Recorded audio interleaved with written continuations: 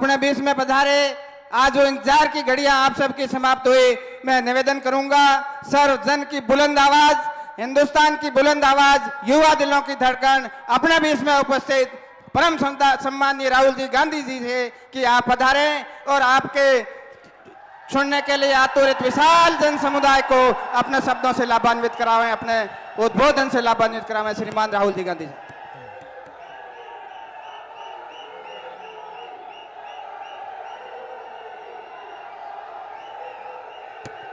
रंधावा जी,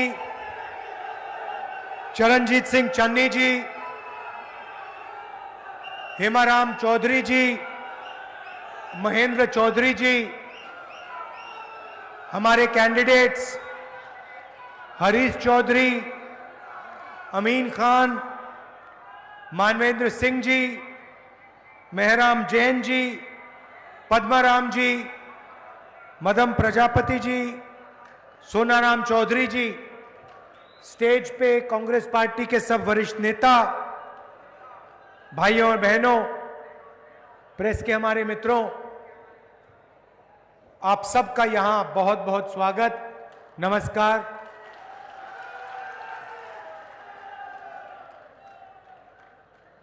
एक साल पहले कन्याकुमारी से कश्मीर तक हमने यात्रा की। 4000 किलोमीटर लाखों लोगों के साथ हम कश्मीर तक चले।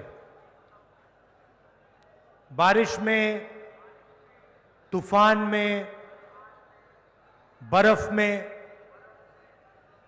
पैदल चले और यात्रा का लक्ष्य भारत को जोड़ने का था।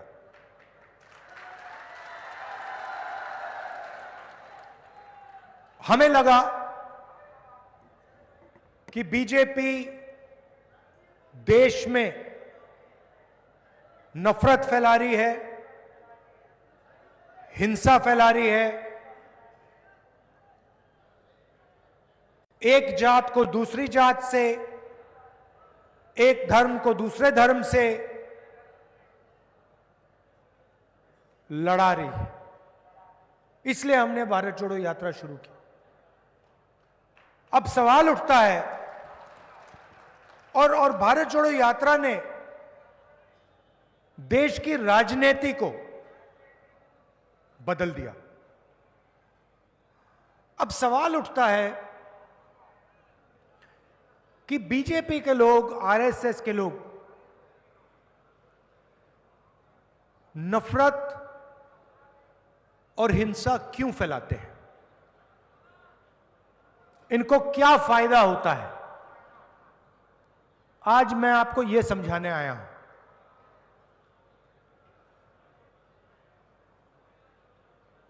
जेब कतरे होते हैं। जब दो जेब कतरे किसी की जेब काटना चाहते हैं तो सबसे पहले क्या करते हैं? क्या करते हैं? हां, ध्यान हटाने का काम करते हैं। एक आता है, आपके सामने आता है और आपसे कोई ना कोई बातचीत करता है, आपका ध्यान इधर उधर ले जाता है। पीछे से दूसरा आता है, जेब काट लेता है, चला जाता है। मगर जेब कतरा सबसे पहले ध्यान हटाता है। अब आप देखिए, हिंदुस्तान में सबसे बड़े मुद्दे कौन से हैं? सबसे बड़ा मुद्दा बेरोजगारी, गरीबी, महंगाई। इनके बारे में आपने कभी टीवी पे देखा है? कभी देखा आपने टीवी पे कि कोई बेरोजगार युवा खड़ा है, कह रहा भैया मैं बेरोजगार हूं? नहीं दिखेगा। भाइयों और बहनों, नरेंद्र मोदी जी का काम आपके ध्यान को इधर उधर करने का है।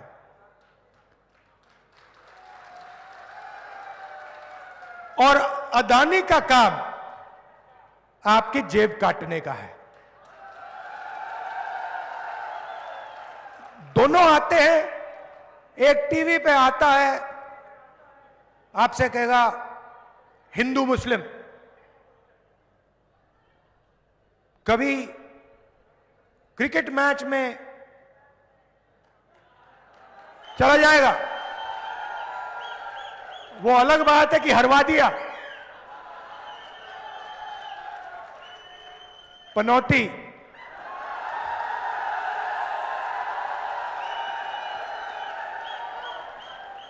पीएम मतलब पनौती मोदी।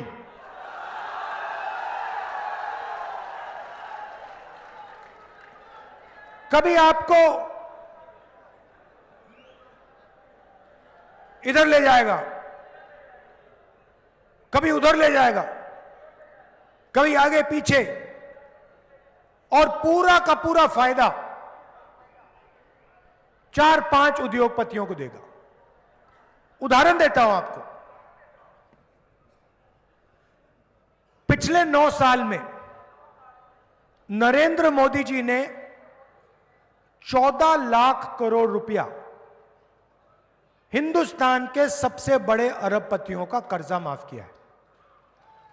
मैं आपसे पूछना चाहता हूं, इन 14 लाख लोगों में, 14 लाख करोड़ रुपए में जो इन्होंने 10-15 लोगों को दिया, इसमें से मुझे बताओ पिछड़ा कौन है, दलित कौन है, आदिवासी कौन है, किसान कौन है, मजदूर कौन है, छोटा दुकानदार कौन है? कोई नहीं। 14 लाख करोड़ रुपए माफ किए हैं अरबपतियों के, 10-15 लोगों के। पहले मोदी जी भाषण में कहते थे मैं ओबीसी हूं, जहां भी जाते थे मैं ओबीसी हूं। मैंने पार्लियामेंट में जाति जनगणना का सवाल उठाया। मैंने कहा कि देखिए मोदी जी, अगर आप ओबीसी हैं, अगर आप पिछड़ी जात के हैं, तो हिंदुस्तान के पिछड़ों के लिए काम कर लीजिए, उनको उनकी सच्ची आबादी बता दीजिए, ये हैं कितने। पूरा देश जानता है कि देश में कम से कम 50% पिछड़े लोग हैं, मगर हिंदुस्तान की सरकार इस बात को मानने के लिए तैयार नहीं। जिस दिन मैंने जाति जनगणना की बात की, उस दिन नरेंद्र मोदी जी का नया भाषण आता है, कहते हैं भाइयों और बहनों, देश में कोई जात नहीं, देश में सिर्फ गरीब। अच्छा भाई, तो फिर आप ओबीसी कैसे? अगर देश में सिर्फ एक जात है वो गरीब, तो फिर आप ओबीसी क्यों कर रहे हो? नरेंद्र मोदी ने अपने भाषण इसलिए बदले क्योंकि वो पिछड़ों को उनका सच्चा हक नहीं देना चाहते हैं। दलितों को, आदिवासियों को अपना सच्चा हक नहीं देना चाहते हैं। भाइयों और बहनों, देश को एमपी एमएलए नहीं चलाते। आप किसी भी बच्चे से पूछ लो, 10 साल के बच्चे से पूछ लो, भाई बेटा क्या करना चाहते हो? छोटा सा छोटा बच्चा आपको कहेगा मैं आईएएस में जाना चाहता हूं। सही? सब कहेंगे मैं आईएएस में जाना चाहता हूं। उससे पूछो क्यों? क्योंकि आईएएस अफसर देश को चलाते हैं। एमएलए 5 साल चुनकर आता है, एमपी 5 साल चुनकर आता है, आईएएस अफसर पूरी जिंदगी बैठा रहता है और वो सरकार को चलाता है। हिंदुस्तान की सरकार को 90 आईएएस ऑफिसर चलाते हैं। नरेंद्र मोदी, उनके कैबिनेट सेक्रेटरी और 90 अफसर। पार्लियामेंट में मैंने सवाल पूछा, 90 अफसरों में से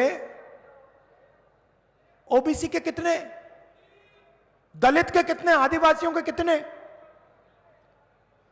भाइयों और बहनों, 90 अफसर में से जिनकी 50% आबादी है, जो देश की रीढ़ की हड्डी हैं, देश को चलाते हैं, खेती करते हैं, मजदूरी करते हैं, खून पसीना देते हैं, 90 में से 3 पिछड़ों के अफसर हैं। और अगर हिंदुस्तान की सरकार 100 रुपए खर्च करती है तो सिर्फ 5 रुपए का निर्णय ओबीसी अफसर लेते हैं। 50% आबादी, 5% भागीदारी। और नरेंद्र मोदी 24 घंटे कहते हैं मैं ओबीसी हूं, मैं ओबीसी हूं, मैं ओबीसी हूं। आदिवासियों की बात करता हूं, आपकी आबादी 12-14% है, आपकी भागीदारी 3 अफसर आपके और 100 रुपए में से 10 पैसे का निर्णय आप लेते हो। और उनकी सारी की सारी योजना देख लो आप, कोई भी योजना देखो, फसल बीमा योजना देखो, फसल बीमा योजना में 35,000 करोड़ रुपए जाता है। पैसा कहां से आता है? जीएसटी से आता है। अच्छा, आपने ये नीली शर्ट पहनी हुई है, आपने ये नीली शर्ट पहनी है, जितना पैसा आपने जीएसटी में इस शर्ट के लिए दिया, उतना पैसा अदानी जी इस शर्ट के लिए देंगे। जीएसटी गरीब और अदानी एक जैसे देते हैं। आप 1 लीटर पेट्रोल खरीदो, अदानी 1 लीटर पेट्रोल खरीदे, जितनी आपने जीएसटी दी उतनी वो देगा। गरीब से गरीब व्यक्ति उतनी ही जीएसटी देता है जितनी अदानी देता है। तो 35,000 करोड़ रुपए आपसे आया, जीएसटी से आया। नरेंद्र मोदी जी ने 35,000 करोड़ रुपए 16 उद्योगपतियों को दिया। पूरा का पूरा योजना का पैसा 16 लोगों को दिया। भाइयों और बहनों, उन 16 लोगों में एक ओबीसी नहीं, एक दलित नहीं, एक आदिवासी नहीं, एक जनरल कास्ट का गरीब नहीं। अब जब किसान का खेत नष्ट होता है, उसको नुकसान होता है, किसान फोन लगाता है, कहता है भैया हमने योजना का पैसा भरा, 5,000 करोड़ रुपए हिंदुस्तान के किसान ने दिए। फोन करता है, उसे कहा जाता है भैया तुम्हें योजना नहीं मिल सकती, तुम्हें योजना का फायदा नहीं मिलेगा, तुम्हें तो पैसा नहीं मिलेगा बीमे का। ईमेल लगाता रहता है, कोई जवाब नहीं मिलता। जीएसटी का पैसा, आपका पैसा सीधा का सीधा 16 उद्योगपतियों को। अदानी को सारे एयरपोर्ट पकड़ा दिए, जयपुर एयरपोर्ट पकड़ा दिया, पोर्ट्स पकड़ा दिए, उनके लिए किसान बिल लाए। वो शुक्र की बात है कि किसान और कांग्रेस पार्टी खड़े हो गए, रद्द कर दिया हमने। मगर पूरा का पूरा फायदा उद्योगपतियों को। हमारी सरकार को देखिए, स्वास्थ्य योजना में हम हर व्यक्ति को 25 लाख रुपए तक देते हैं।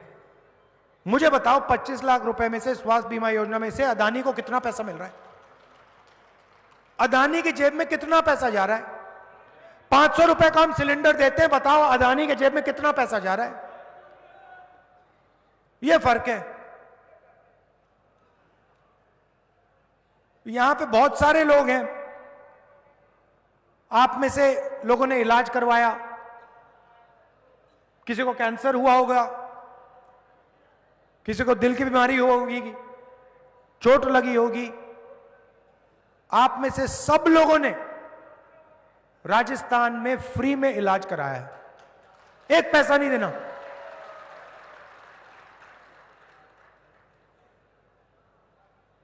मोदी जी कहते हैं मोदी की गारंटी, 15 लाख रुपए मिल गए आपको। नोटबंदी से काला धन मिट गया क्या? किसान बिल से किसानों को फायदा हुआ? नहीं। मोदी की गारंटी का मतलब अदानी की गारंटी। अब हमने आपको 7 गारंटी दी हैं। सबसे पहले राजस्थान के हर घर में एक महिला को कांग्रेस पार्टी सीधा बैंक अकाउंट में साल के 10,000 रुपए डालेगी। इसमें से 1 रुपया अदानी को नहीं मिलेगा। जैसे ही हमारी सरकार बनेगी, मोदी जी पहले शिकायत करते थे 400 रुपए का सिलेंडर हो गया, उनके समय 1200 रुपए का है। चुनाव जीतने के एकदम बाद कांग्रेस पार्टी सिलेंडर को 500 रुपए का कर देगी, अदानी को 1 रुपया नहीं। आपका नुकसान होगा, बीमा में 15 लाख रुपए तक आपको पैसा मिलेगा।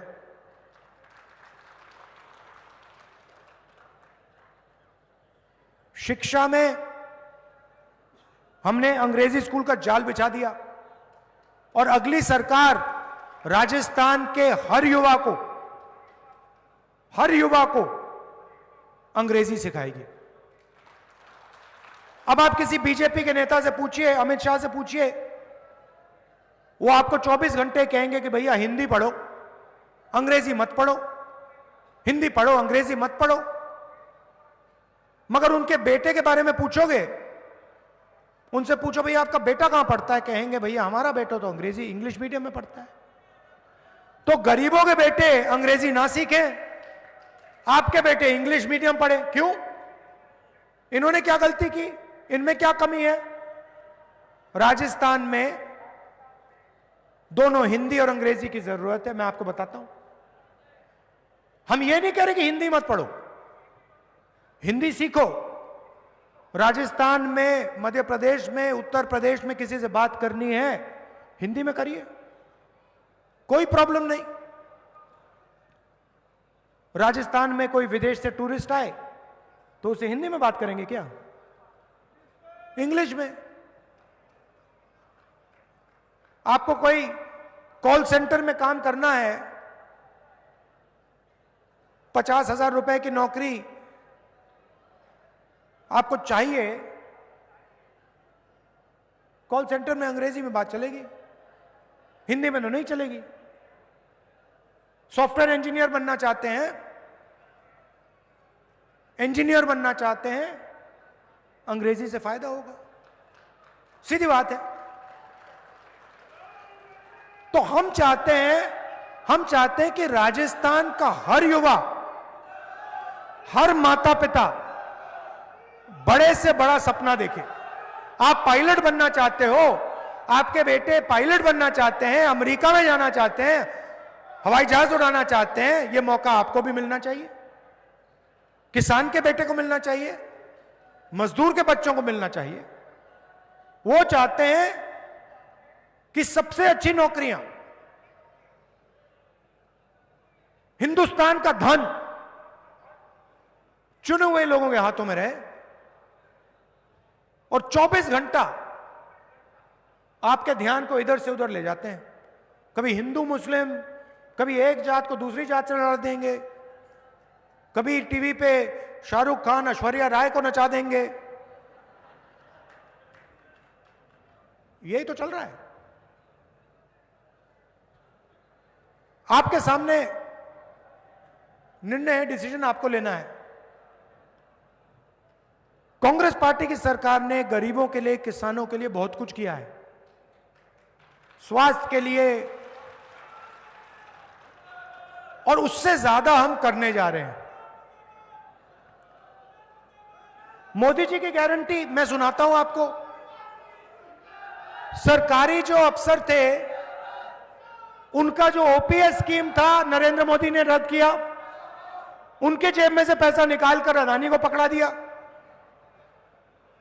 हमने फिर से ओपीएस स्कीम लागू किया, जो आपका हक बनता है हमने आपको वापस दिया। तो आप एक बात याद रखिए, यहां बीजेपी की सरकार आएगी तो जो कुछ हमने आपके लिए किया, चाहे वो ओपीएस हो, चाहे वो स्वास्थ्य की योजना हो, 500 रुपए का सिलेंडर हो, अंग्रेजी स्कूल हो, ये सारे के सारे काम बीजेपी बंद कर देगी, सब बंद हो जाएगा और यहां पे फिर से अदानी जी की सरकार चालू हो जाएगी। हमने साफ कह दिया है कि राजस्थान में कांग्रेस पार्टी की सरकार आएगी, उस दिन हम ऐतिहासिक कदम लेंगे। राजस्थान में जाति का सर्वे शुरू हो जाएगा और हम पिछड़ों को साफ बता देंगे, हम